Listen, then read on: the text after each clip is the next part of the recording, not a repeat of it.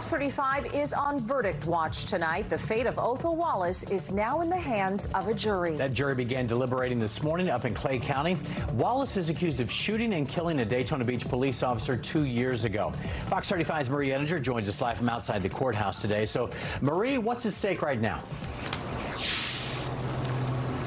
Yeah, the jury is still deliberating. They've been in there since about 10:30 this morning is when they went back to start on that project, and they've come in about twice, I believe, to ask the judge a series of questions that mostly hinge around at what point things go from police just interacting with the public to detaining someone. At what point is a person no longer free to leave? That is what seems to be holding them up right now. They could continue for quite a while, and they aren't just deciding whether Othal Wallace is guilty.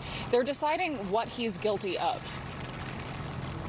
Members of the jury, I thank you for your attention during this trial. The jury is deciding whether Othal Wallace is guilty of murder of a law enforcement officer in the first degree. There are two versions of that charge, and the judge says the jury can choose either of them. Wallace will be convicted in the same way in either case. Murder of a human being is much different than people imagine, much different than you see on TV.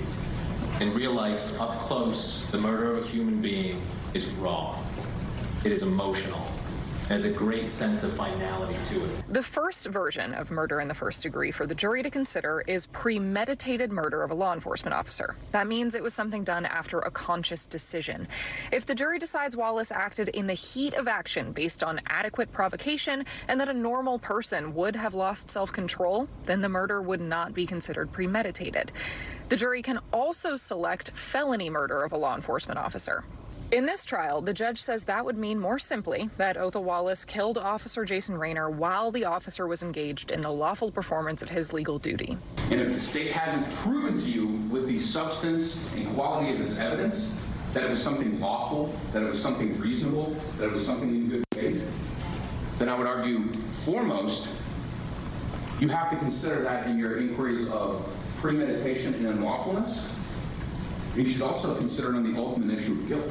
If the jury doesn't think the state proved first-degree murder beyond a reasonable doubt, they can still find Wallace guilty of a lesser charge, like second-degree murder or manslaughter. There are no restrictions on deliberation. We'll stay here as long as you need us to stay here.